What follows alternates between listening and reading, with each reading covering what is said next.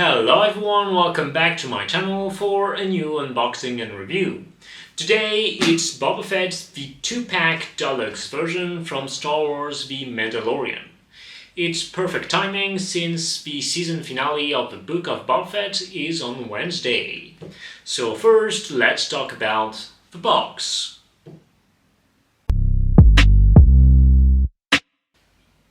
Since it's a Star Wars collectible, you have the usual box design, except this one is bigger since there are two figures in it. It's roughly as large as two normal boxes. So it's black as usual. You have a picture of each figure at the center, the Star Wars logo, and the colored strip for the Mandalorian figures. It's an orange-brownish colored strip. You have an additional picture of a figure there, and another one on the side. And since it's a deluxe version, you have a deluxe version sticker.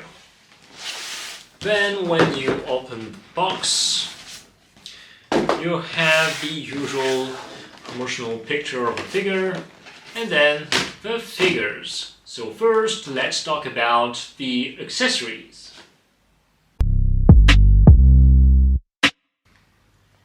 It's a deluxe version with two figures, so you obviously get a great amount of accessories. First, let's take a look at the display bases. Two figures mean two display bases, and it's great bases that we get here. It's so refreshing to get these two after all the sandy environment with footprints display bases we got with previous figures from The Mandalorian. The two we get here is exactly the type of display bases that I love, bases that represent environments. Here it represents the environment from Typhon, so they sculpted some rocks and grass. It's two different bases, so that's cool. These are definitely my favorite display bases of figures from The Mandalorian. One comes with a crotch grabber, the other is a dynamic stand. If you want to know how you can use a dynamic stand without damaging your figure, you can watch my video about dynamic stands. I drop a link in the description down below. Now about the hands, you get quite a lot of hands as it can be used for both figures. It's actually the same hands as the Mandalorian, except it's painted in black and dark brown. You actually have the same piece of armor on it. So first you have two hands to hold the blaster pistol, two hands to hold the gaffi stick,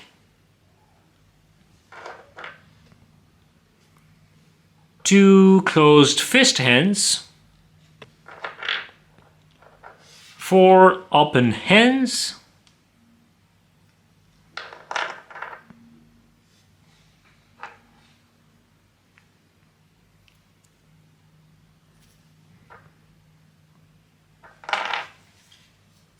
and one cowboy hand, as I would call it, to recreate the scene when Boba spins his blaster pistol.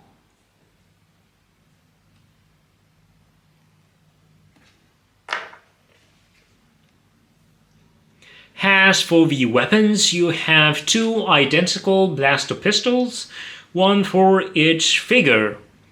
They are nicely detailed, and Hot Toys used different shades of grey for the metallic paint and some wood color for the handle.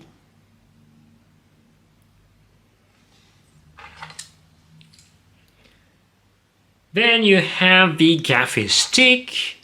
The upper part uses a metallic paint with a little rust effect. It looks great. For the rest, they used a wood color. The ropes can actually be used to attach the gaffi stick to the rifle when you want the figure to carry on the back both weapons. The Sideshow rifle is not the same as you get with the Tusken Raider figure. There are some changes, mostly in terms of colors, and they also added some golden pieces there. The way it's painted feels like a more elegant weapon than your usual Sideshow rifle. As for the bandolier, it's made of pleather. Then you have a Jango Fett hologram, and I find this so cool to have included with this figure. I do wonder if Favreau had planned a scene showing an hologram of Boba's father, or if it was just Hot Toys' idea. You also have the chain code hologram. They have sculpted each of the letters. I haven't checked if it's exactly how it is in the series, but since with Hot Toys it's all about the details, it likely is. Obviously, there's also a jetpack. It works with magnets as usual. It's battle damaged, so you have a lot of paint chips. And at the center, it has been repaired. If you remember, in Return of the Jedi, Han Solo has damaged it. With the jetpack, you have the usual thrusters effects.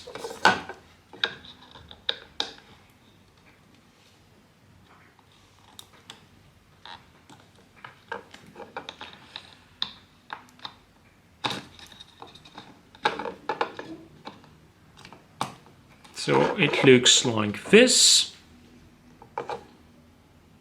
And a removable rocket.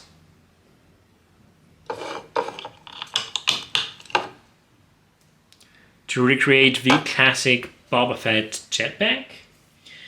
Plus, you have an effect if you want to recreate the scene when Boba destroys the Imperial transports.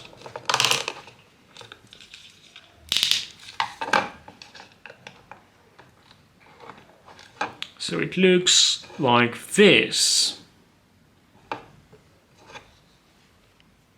That's not it. You also have two missile launchers effects for the piece of armor on the knee, and an additional piece of armor for the knee. You also have a flamethrower effect for the wrists. And finally, you have a battle damaged Stormtrooper helmet.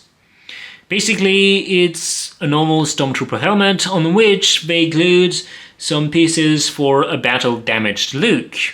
And you can actually put it on the Stormtrooper figure as there's the peggle. So now let's take a look at the figures.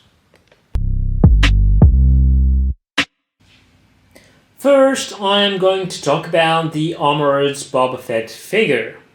It's hard for me to believe that I actually bought two Boba Fett figures. Well, three because I have pre-ordered the Deluxe version of the second Boba Fett figure with the throne from the Mandalorian. If you follow me on Twitter, you know that before the Mandalorian, I wasn't a fan of Boba Fett, at least in the original trilogy. I liked him in the prequels view, but I was really a fan of his father, Jango Fett. When Boba returned in The Mandalorian, that's the moment I became a fan of the character. Jon Favreau has been able to write the character in a compelling way, and Temuera Morrison playing him also has a lot to do with me loving the character now. I'm so happy that he has his own series in the Mandoverse. Developing a character makes all the difference. So now let's talk about the figure. All the armor parts are battle damaged with some heavy paint chips. It's a fantastic work made by Hot Toys. I really dig this costume with elements from his Tusken costume and the armor. The boots are made of two separate pieces of plastic, which allows feet articulation. The belt with all the ammunition looks great on him. It's made of pleather and it also uses some fabric. The holster is also made of pleather and works with magnets. You can easily install the blaster in it. The Tusken outfit under the armor is made of fabric, so you don't have to worry about damaging your figure over time with displaying him in an action pose. I was a bit worried about the cables there, but I don't think it's going to be a problem. In terms of articulation, the head can look up like this, look down,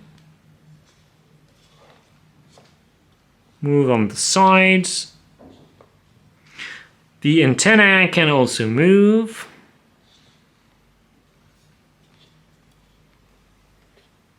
About the rest of the figure, you can move the arms like this. Like this. You can also obviously move the hands. You can move the legs like this, like this, and you can also move the feet. About the helmet, there is actually no peg hole. It works like this. It's the first time I see this system, and I think it's pretty cool because the inside of the helmet is actually fully sculpted. Look how good it looks. As usual with Hot Toys, it's all about the details. And because it's the Deluxe version, you can put the Temuera Morrison Headsculpt on the armored figure. This is one of the best Star Wars headsculpts made by Hot Toys. It was sculpted by Yuli. I've said it before, but I'll say it again. She's definitely my favorite Hot Toys sculptor. This headsculpt was painted by JC Hong. Just look at this. It's amazing. All the details are there, including the scars. Look even at the back of the head. It's all there. I'm really impressed. If you want to display your armored Boba Fett figure with the headsculpt, you can display your second Boba Fett figure because there's only one headsculpt. Nevertheless, it's great that you can put the headsculpt on the armored figure. Now let's take a look at the other Boba Fett figure. I love his Tusken outfit, and even more so now that we know its meaning thanks to the book of Boba Fett. Jon Favreau is a gifted storyteller. He took the Tusken Raiders, who were portrayed as savages in the movies, and developed them as actual characters, even giving them a sign language. This outfit is the same as the armored outfit, except you don't have the armor on it, and it has a coat. In terms of articulation range, it's the same as the other figure. The head can look up, look down, look on the sides. The head and the neck is just one piece, so the articulation is more limited, but it always looks better when it's like this. You can move the arms like this. Like this. The hands can move. You can move the legs. Like this. Like this. Like this. The feet can also move. Attached to the belt, there's also an additional pleather bandolier that's not on the armored figure. The coat is removable and it also has a hood. It looks great on Boba, Do not display him with it for a long period of time, otherwise the paint of the hood could bleed onto the headsculpt. Like I said when I talked about the accessories, you can put both the rifle and the gaffi stick at the back of the figure. Now let's see some poses, well, more than some, let's see many poses.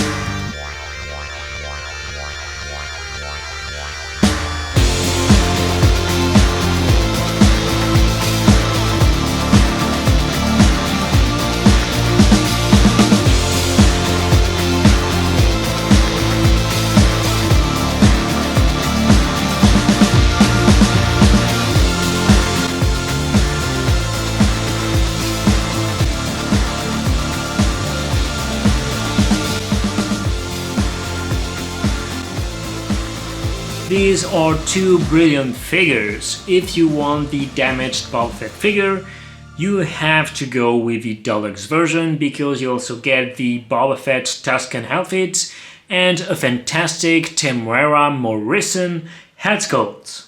Plus, you get a lot of accessories too. It's a must-have for me. Thanks again for watching and don't forget to subscribe to my channel. Bye!